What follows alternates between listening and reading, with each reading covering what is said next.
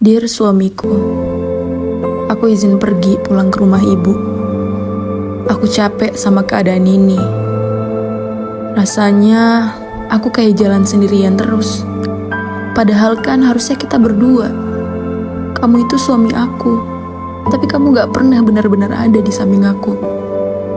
Aku udah berusaha nyoba buat mengerti keadaan kamu, berusaha sabar dan nahan semuanya sendirian. Tapi makin kesini aku ngerasa kosong. Aku capek nunggu kamu berubah. Capek berharap sama hal yang sama.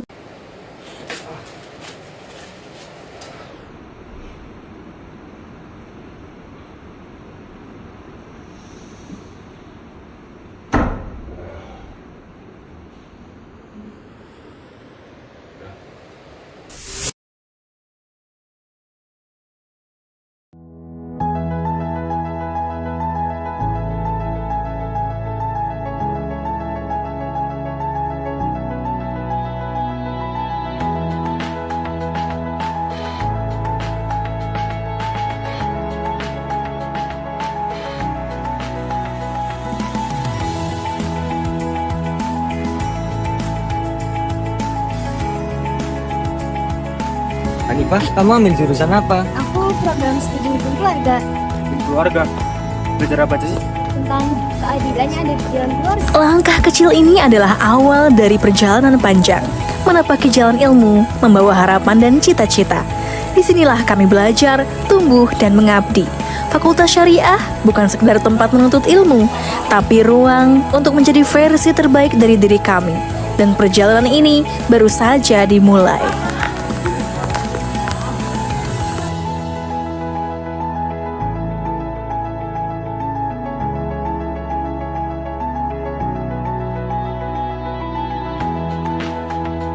Oke, selamat pagi semuanya. Assalamualaikum warahmatullahi wabarakatuh. Masih semangat kan? Alhamdulillah. Terima kasih semuanya, teman-teman semuanya. Ada supaya kita lebih paham mengenai hukum keluarga Islam. Hukum keluarga Islam ini atau hukum keluarga, tepatnya kalau di nomenklatur kita, ini mempelajari mengenai tidak hanya mempelajari mengenai bagaimana mencari solusi ya perkara-perkara dalam melakukan hukum keluarga, tetapi juga dari hulunya memahami problem-problem apa yang ada berkaitan dengan hukum keluarga. Jadi kita bicara problem hukum keluarga, kemudian yang berikutnya kita mencari solusi hukumnya. Nah, hukum keluarga itu yang pertama akan mempelajari dua hal yang utama sebenarnya, perkawinan dan warisan, hukum waris. Nanti perkawinan banyak hal nanti yang dipelajari, dan ini juga akan berkaitan juga nanti dengan masyarakat. Berikutnya adalah perceraian. Makanya kita harus mempelajari bagaimana prosedur mekanisme perceraian. Kemudian bicara juga mengenai hak kewajiban anak dan orang tua. Kemudian yang concern yang kedua adalah ini warisan. Selain itu, di KKI juga kita bicara mengenai atau memahami mengenai mempelajari mengenai hukum tentang wakaf. Mohon maaf Bapak, izin bertanya. Sekiranya untuk masuk ke program studi hukum keluarga bisa lewat jalur mana saja ya Bapak? Mbak Rosma ya, untuk masuk ke Fakultas Syariah khususnya di program studi hukum keluarga ada banyak jalur untuk bisa. Yang pertama pakai SNB P ya, P itu prestasi. Nah, prestasi itu bisa akademik maupun non akademik. Kemudian ada juga melalui jalur SNBT tulis ya, ujian tulis.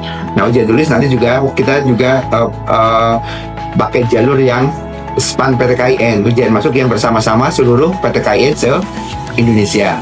Nah, ini sudah mulai pembukanya. Kemudian selain itu juga ada melalui jalur mandiri, ujian mandiri yang diselenggarakan oleh pihak kampus. Nah, ini biasa kalau mandiri pelaksanaannya mulai dari awal sampai nanti menjelang penutupan setelah UMPTKIN.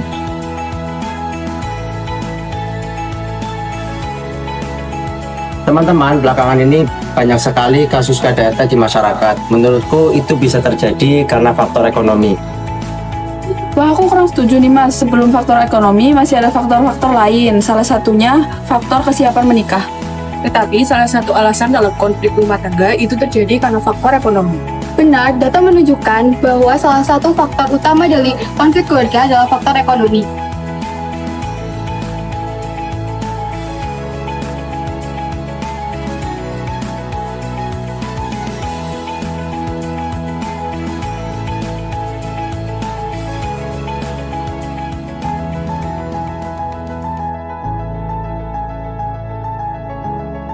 Assalamualaikum. Sebelumnya mohon maaf Ibu mengganggu waktunya. Terima kasih banyak telah menyempatkan waktu untuk kami. Izin kami mahasiswa program studi hukum keluarga untuk karir yang relevan ke depannya itu apa ya Bu?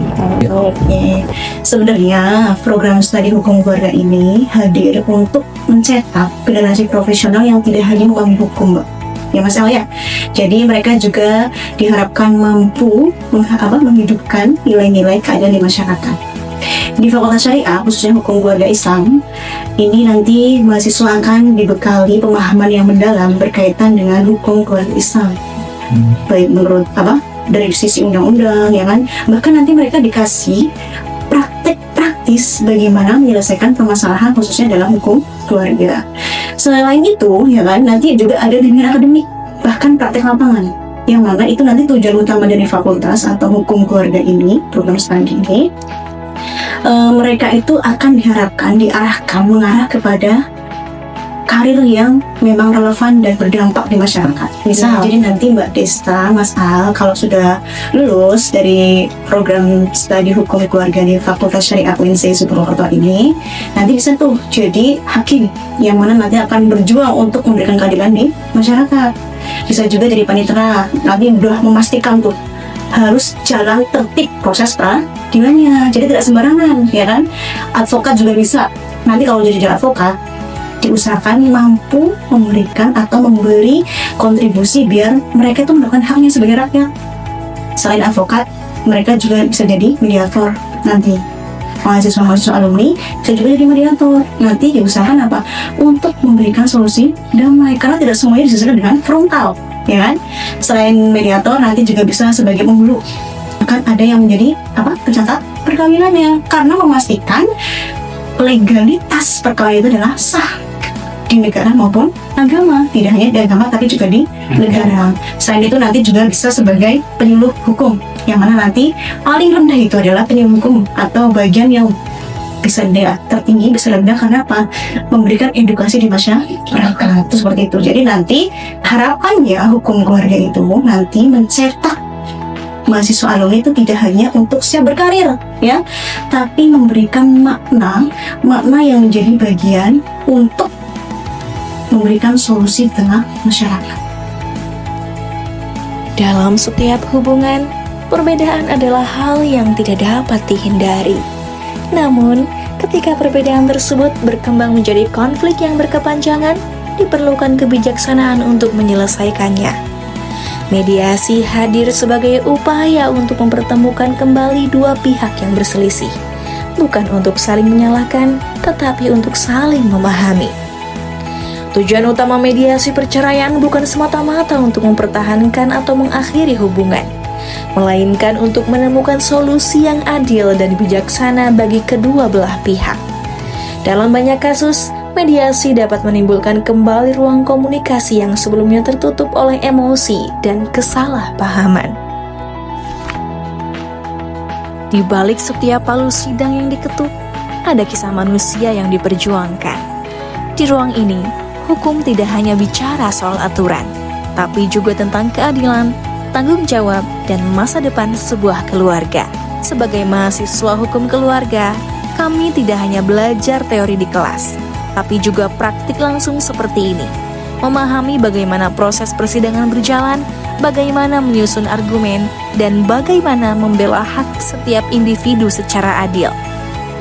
Karena pada akhirnya, menjadi bagian dari dunia hukum keluarga berarti menjadi penengah di tengah konflik, menjadi suara bagi yang tidak didengar, dan menjadi solusi bagi persoalan yang paling personal dalam kehidupan manusia. Di setiap pergerakan langit, ada ketelitian yang tak bisa diabaikan. Ilmu falak mengajarkan bagaimana menentukan waktu, arah, dan kepastian dengan perhitungan yang akurat. Dalam praktiknya, mahasiswa tidak hanya mengamati, tetapi juga memahami bahwa setiap hasil memiliki dasar yang kuat dan dapat dipertanggungjawabkan. Ketelitian inilah yang menjadi bagian penting dalam hukum keluarga. Karena dalam menetapkan awal bulan Hijriah, waktu ibadah, hingga aspek-aspek hukum lainnya dibutuhkan ilmu yang pasti dan teruji. Melalui pembelajaran ini, mahasiswa dipersiapkan menjadi pribadi yang cermat, analitis, dan siap berkontribusi dalam bidang hukum keluarga di masyarakat. Program studi hukum keluarga menguatkan dasar, meneguhkan kepastian.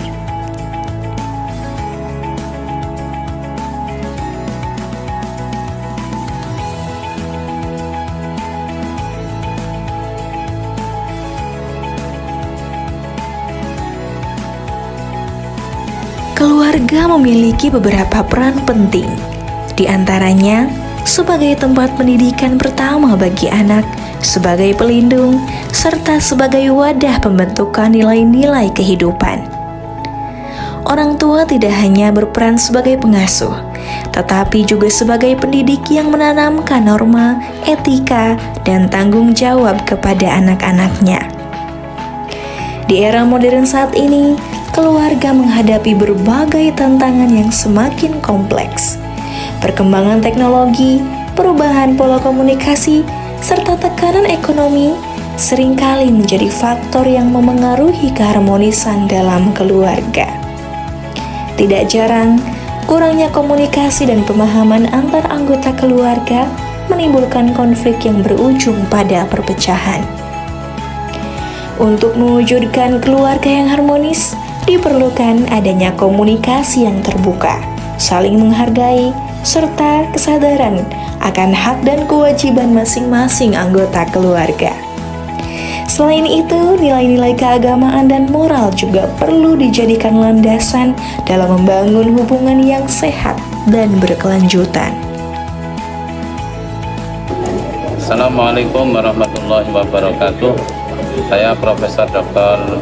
Haji Supani MA, Dekan Fakultas Syariah UIN Saizu Purwokerto, mengajak alumni SLTA untuk masuk ke program studi hukum keluarga Islam UIN Saizu Purwokerto. Program studi hukum keluarga Islam mencetak insan hukum yang berilmu, berintegritas, dan berkeadilan, yang mampu menjawab persoalan di masyarakat dengan landasan nilai-nilai keislaman. Marilah bergabung dengan program studi hukum keluarga Islam. Terima kasih. Hukum keluarga hadir untuk menghasilkan generasi yang mampu untuk mencetak dan menjaga keadilan dan keharmonisan di dalam masyarakat.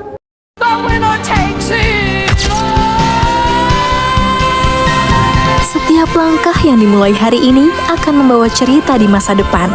Kami di Himpunan Mahasiswa Program Studi Hukum Keluarga bukan hanya sebuah organisasi, tapi rumah untuk tumbuh, belajar, dan saling menguatkan. Terima kasih sudah menjadi bagian dari perjalanan ini. Sampai jumpa di langkah berikutnya. Kami menunggu kalian di UIN Saizu tercinta.